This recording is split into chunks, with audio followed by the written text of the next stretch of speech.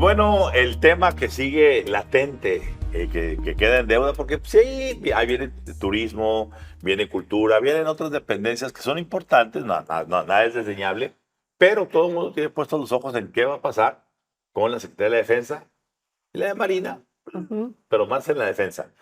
¿Por qué en la defensa? Primero, porque Claudia ha sido una apuesta muy grande, ¿sí? Con Omar García Harfuch. Sí. Quiere que Omar sea el gozne de todo el servicio de la seguridad nacional para hacer una buena química y rapport con la Secretaría de la Defensa.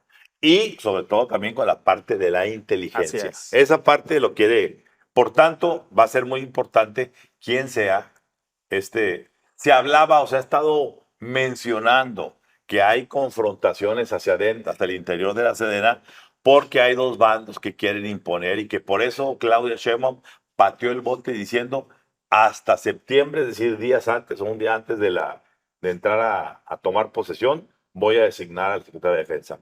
A ver, los informes que tenemos nos indican que, como decíamos, esa mentira no es verdad. Es decir, no hay tal confrontación. Hay las naturales Claro. porristas adentro Claro. de la Sedena que dicen, yo quiero uno, yo quiero el otro. Claro. Sí. ¿Verdad?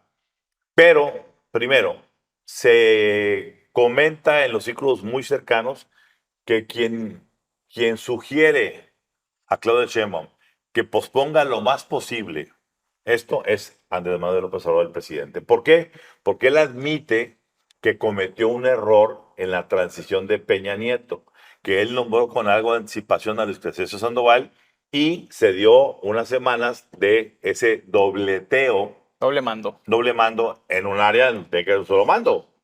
¿Sí? Claro. Por eso, incluso si nos remontamos un sección atrás en 2012, Peña Nieto designa un día antes a Salvador Cienfuegos. Así es. Entonces, creo que Claudia se está yendo por el modo de decir, no quiero ahorita dobles mandos, que acabe Luis Crescencio, porque además, dicho sea de paso, quien se está perfilando como secretario es nada más y nada menos que el subsecretario, Así que es es. gente de Luis Crescencio, Sandoval.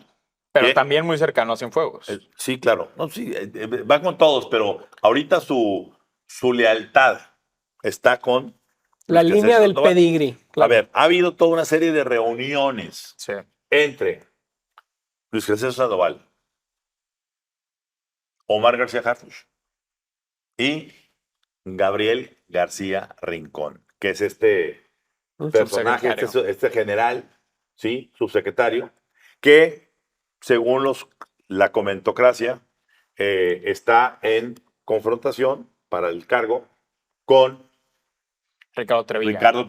Ricardo Trevilla Ujú. Trejo, Sí. El Sí. jefe del Estado Mayor. el claro. jefe de Estado Mayor, que dicho sea de paso, tiene muy buena prensa porque ha sido vocero de la defensa. Pero Así es. hay un ingrediente que nos va a platicar Rodrigo aquí, que es Sí. muy importante en la formación de quien se perfila como el próximo secretario de Defensa. A ver, entendamos, Gabriel García, el general Gabriel García Rincón fue designado subsecretario de la Defensa hace menos de 2 años y fue para ponerle orden al dinero, ese fue su mandato explícito. Pero él tiene una trayectoria muy importante. Aparte de ser general y de tener los estudios de defensa nacional, pues también tiene estudios de administración en la Universidad Nacional Autónoma de México. Pero lo relevante aquí es su larga carrera en los estudios en Estados Unidos. A ver, Con las escuelas con las americanas escuelas de americanas. defensa. A ver, Hemisferio Oeste y Asuntos Globales en el Colegio Interamericano de Defensa de Estados Unidos. Latinoamérica y los Estados Unidos de América, Asuntos y Preocupaciones Comunes en el Colegio de las Fuerzas Armadas de los Estados Unidos. Rol de la inteligencia en el planeo y en la elaboración de políticas conjuntas en el Colegio de Inteligencia de los Estados Unidos. Comandante y medios de comunicación en el Colegio de Inteligencia de Estados Unidos. Latinoamérica y conflicto, una historia de las operaciones militares en el Colegio Industrial de las Fuerzas Armadas de los Estados Unidos. Y fue el agregado militar de la Embajada de México en Washington. Nada más. Y ahí falta una muy importante. Se educó mucho en los centros de inteligencia norteamericanos para Así es. saber cómo hacer todas las labores Sí. de inteligencia. Es decir, a ver, en un momento en que México va a entrar en una dinámica muy fuerte con Estados Unidos, porque ahorita estamos navegando ahí en aguas muy suavecitas porque la bronca está ya en ellos con su propia elección. Cuando llegue la elección, venga quien venga como presidente, vamos a enfrentar el asunto. Y la confrontación va a ser de índole militar. A ver, Ramón, ya tuvimos apenas hace no más de 2 semanas que en la Cámara de Representantes de Estados Unidos, en la ley de aprobación del presupuesto del Pentágono, la bancada republicana en la Cámara Baja introdujo una enmienda a esa legislación diciendo: nosotros proponemos que México ya no esté bajo la jurisdicción del Comando Norte del Ejército de Estados Unidos, que esté bajo la jurisdicción del Comando Sur. ¿Qué implica eso? Que estaría bajo la jurisdicción del sector de las Fuerzas Armadas, que ha implementado, entre otras cosas, el Plan Colombia y algunas otras actividades de contrainsurgencia en América Latina. Alejandro. Pues este nombramiento que se da del siguiente secretario de la Defensa Nacional, que se dará, se da en un contexto también bien diferente. Y uno que a lo mejor lo vemos muy obvio, pero es la primera vez que las Fuerzas Armadas van a estar bajo el mando de una mujer. Y eso le da una importancia también. Incluso la misma Claudia Sheinbaum ha salido a decir que no se preocupen, que las Fuerzas Armadas no van a dudar en seguir las órdenes. Es la primera vez que va a haber una jefa suprema de las Fuerzas Armadas. Jefa suprema. Número dos es, después de todo un sexenio, vuelven los policías y vuelve la inteligencia a la Secretaría de Seguridad Pública en la figura de García Harfuch.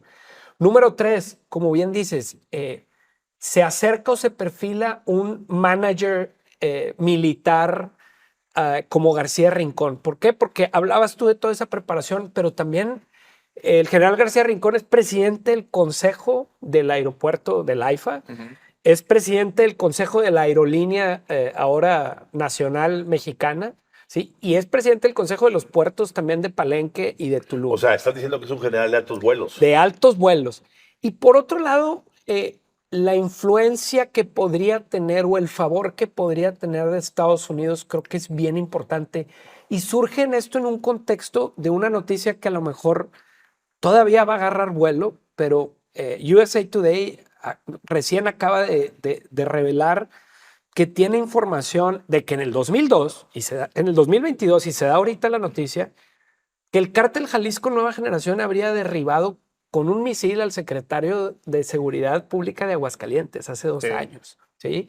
Y eso se da el anuncio ahorita, y no se dio ni en el 2022 ni en el 2023.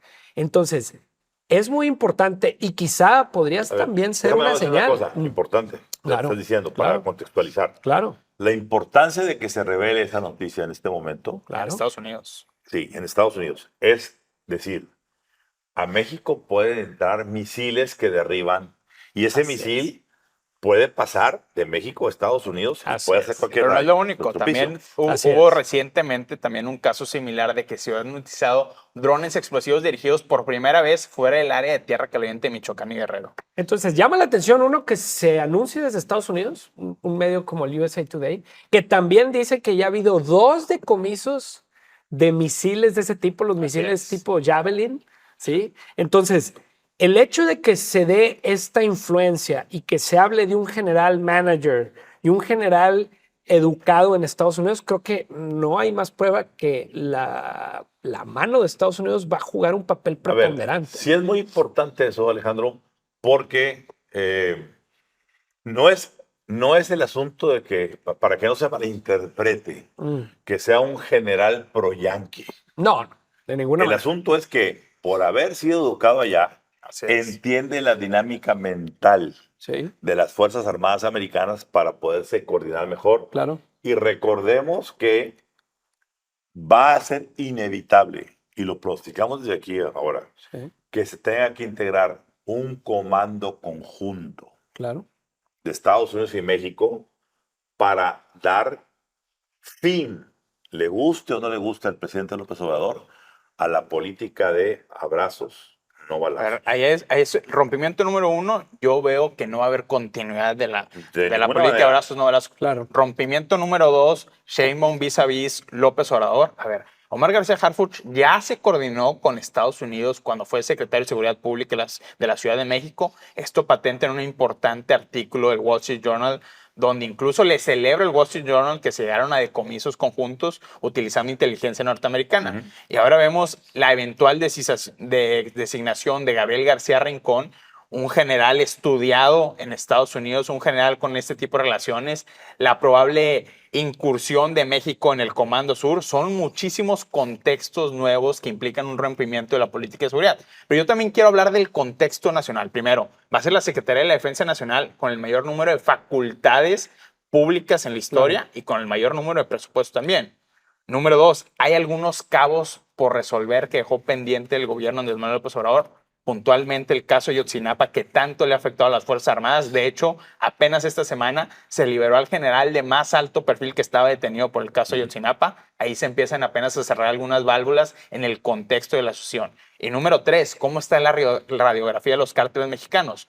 Porque se quiso detener al hermano de Joaquín El Chapo Guzmán, Aureliano Guzmán Loera, pero se fracasó en esa operación y se capturó solo a su jefe de seguridad, que es el llamado R8. Aquí lo que se anticipa y que ha sido publicado en distintos medios es que la inteligencia que se utilizó para llegar con Aureliano Guzmán Loera fue inteligencia proporcionada por gente de los Chapitos, que en este momento rivalizan con sus tíos, con los hermanos de Joaquín El Chapo Guzmán. Entonces, la sucesión militar también se va a inscribir en este nuevo contexto. En el reacomodo de los cárteles. Alejandro, conclusión. Pues toma fuerza, y recuerdo cuando estuvo aquí Eduardo Guerrero que hablaba de ese tratado de libre comercio en cuestión de seguridad, que hablaba ahí un proyecto muy interesante. Creo que con una figura como la del general García Rincón podemos acercarnos a esa cooperación bilateral, bueno, trilateral, que urge, ¿no? A ver, aquí ya no hay fronteras, los puertos son los puertos, allá y acá. Claro. Meten precursores para fentanilo allá y acá. Claro, totalmente. A ver, en los últimos días se ha viralizado mucho todos los videos de cómo están las grandes ciudades americanas, Los Ángeles, Chicago, Nueva York, etcétera, donde son vilán de los hijos del fentanilo, las víctimas del fentanilo. Claro. Ya no se dan abasto. Sí. Se están cayendo los precios de las propiedades dramáticamente en esas ciudades, porque hay barrios completos como Skid Row en California, donde tienes 70,000 gentes en las calles. Sí, claro. Entonces, bueno, y esto no es una cuestión únicamente de Estados Unidos. En el mundo está ocurriendo. Ahorita está Macron con la broncona de dónde reubica a los jóvenes para que no se vean en la Olimpiada. Claro. Entonces, a ver, viene una nueva dinámica de control militar y de estrategia militar que vamos a estar viendo. Por fortuna, pues esperamos que sea una política, como decía Alejandro, de altos vuelos. Y vamos a ver, porque digamos también en la otra parte, el general Trevilla también tiene su educación puesta en Estados Unidos. Es decir, los dos generales que están en la final, ¿sí?, son educados allá. Así es. Y con los de allá van a tener que trabajar.